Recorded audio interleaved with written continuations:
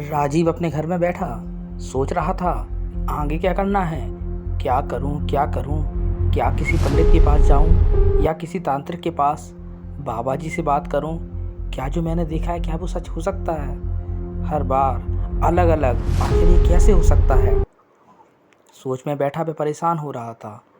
उसे समझ में नहीं आ रहा था कि वह क्या करे और वह क्या था और उसके साथ ही क्या हो रहा है।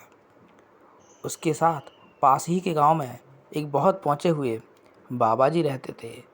वह बाबा जी बहुत बड़े तांत्रिक थे। उन्होंने तंत्र साधना की हुई थी और उन्हें सिद्धियां प्राप्त थीं, जो अपने मंत्रों से भूत पिशाच को काबू में कर सकते थे और उनका उतारा भी करना जानते थे।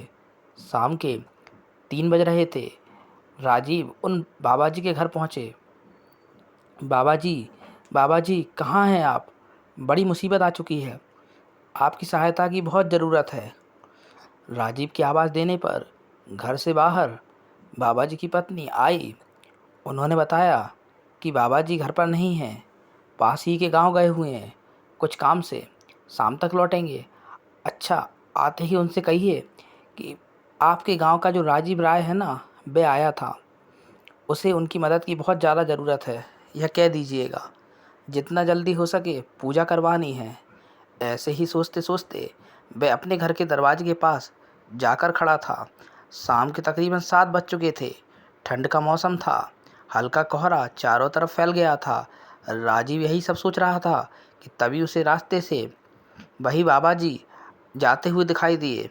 उसने सोचा कि बाबा जी से पूछ लिया जाए कि क्या किया जाए और क्या मतलब है इन सब बातों का। उसने उन्हें आवाज़ दी, बाबा जी, बाबा जी ज़रा सुनिए, कुछ बात करनी है, कुछ बात करनी है आपसे। राजीव की आवाज़ सुन के बाबा जी उसकी ओर आने लगे। वो वहीं आकर खड़े हो गए। राजीव ने उन्हें सब कुछ बताने की कोशिश की। बाबा जी, बाबा जी मैं बड़ी मुसीबत में हूँ। समझ नहीं आ रहा है कि यह क्या हो रहा है। जो मैंने देखा था क्या वह सच था या फिर मैंने कुछ और ही देख लिया है। मुझे कुछ भी पता नहीं है क्या चल रहा है, ना जाने क्या है ये। बाबा जी गौर से उसकी बात सुन रहे थे। राजीव ने आगे बताना जारी रखा, आप तो जानते हैं ना, मेरा नया घर बन रहा है और घर का काम सुबह से शाम तक चलता रहता है। शाम को सारे मज़दूर वापस चले जाते हैं। उसके बाद शाम को और सुबह मैं पानी देता हूँ ताकि प्लास्टर मजबूत बन सके। आमतौर पर मैं 6 बजे तक पानी दे के आ जाता हूँ, पर इस बार मुझे थोड़ी देर हो गई थी। मैं कुछ काम में फंस गया था। मैंने सोचा कि रात को जब खेतों में पानी देने जाऊंगा तभी घर पर भी पानी दे दूंगा। मैं रात को खेतों में पानी देने के लिए गया। मैंने जाके मोटर ऑन कर दिया। उसके बाद मैं अपने घर की ओर चल पड़ा। वहाँ मैं अपने नए घर पर पहुँचा। घर का काम अच्छा चल रहा था। घर लगभग पूरा हो गया था। बस अंदर बाहर से फाइनल प्लास्टर करना बाकी था और खिड़कियाँ लगाना बाकी थी। दरवाजे भी नए लगने थे। मैंने बाल्टी उठाई और मैं अंदर जाने लगा पानी लेने के लिए। तभी मुझे एहसास हुआ कि अंदर शायद कोई है। पहले मुझे लगा कोई आवारा कुत्ता या जानवर होगा। आप तो जानते ही हैं, ठंड के दिनों में अक्सर जानवर ठंड से बचने के लिए इधर उधर छुप जाते हैं। पर मैंने ध्यान से देखा तो लगा कि शायद कोई इंसान है, क्योंकि मुझे कपड़े दिखे। मैं खिड़की के पास आ गया और गौर से अंदर देखने की कोशिश करने लगा। मैंने देखा कि अंदर एक आईना रखा हुआ था, जिसके अंदर मैं खुद को ही देख पा रहा था। फिर कुछ सोचने के बाद मेरे रोंगटे खड़े हो गए। मैंने कोई आईना नहीं रखा था घर में, और इतना बड़ा आईना कोई और रख भी नहीं सकता था। अब मुझे डर लगने लगा। सामने मैं ही खड़ा था और मैं खुद ही खुद को देखे जा रहा था, पर वो मैं नहीं था। अचानक से सामने जो कुछ भी था वो धीरे धीरे हंसने लगा। उसके होंठ हंसते हुए इतने बड़े हो गए जैसे कि पूरा चेहरा ढक गया हो। उसकी आंखें मुझे ही देख रही थीं, पर मैंने ध्यान दिया कि उसकी आंखों में पुतलियां नहीं थीं, बस अंधेरा था, जैसे मेरी आत्मा के भीतर तक झांक रही हूँ। मैं बहुत ज़्यादा डर गया और मैं वहाँ से दौड़कर अपने घर के लिए मुड़ गया। पीछे से आवाज़ सुनाई दी, कहाँ जा रहे हो? जाओ, पानी देना है घर को, पानी देना है, देखो मैं ही हूँ। मैं जैसे तैसे अपने घर पहुंचा और दरवाज़ा बंद कर लिया। पर फिर बीच रास्ते में खिड़की के पास दस्तक हुई। मैंने बाहर देखा तो वह कुछ भी था खिड़की से बाहर ही खड़ा था। वह मुझे बाहर बुला रहा था। जैसे तैसे मैंने रात काट दी और दिन भर परेशान रहा। मुझे समझ में नहीं आ रहा है कि मैं क्या करूं।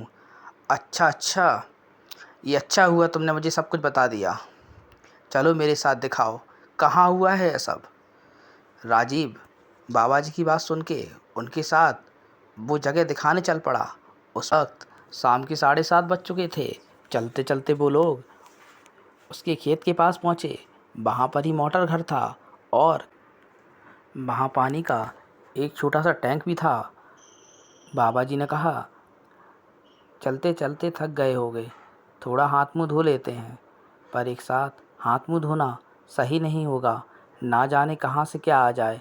पहले तुम हाथ मुंह धो लो, मैं नज़र रखता हूँ, फिर मैं धो लूँगा और तुम नज़र रखना। राजीव भी चलते चलते थक चुका था और नींद नहीं होने की वजह से वह और थक गया था। उसे भी सुझाव सही लगा और वहाँ मुंह हाथ धोने के लिए झुकने ही वाला था, पर पानी की ओर देखते ही उसके होश उड़ गए।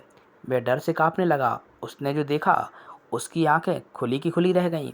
पानी में उसकी ओर बाबा जी की परछाई पड़ रही थी, पर बाबा जी की जगह कोई और था। वह वही था जिसे उसने कल शाम को देखा था।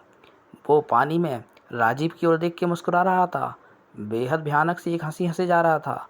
राजीव अचानक पीछे मुड़ा और उसके सामने वही छलावा था।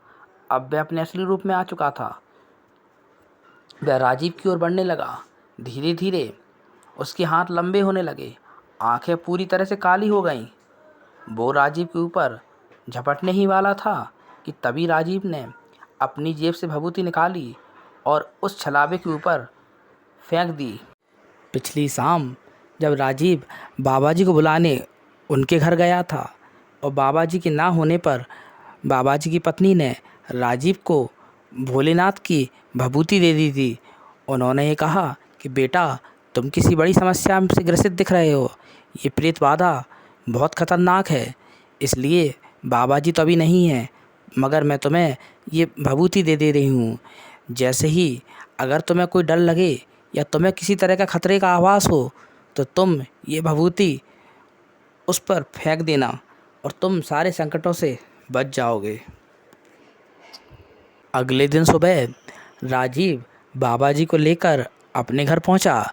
बाबा जी ने वहां पर कुछ तांत्रिक क्रियाकलाप करे और यज्ञ हवन आदि करके उसको प्रेत बाधा से मुक्ति दिलाई। इस तरह से राजीव आज पूरी तरह से सुरक्षित है, मगर वो इस घटना को कभी नहीं भूल पाया।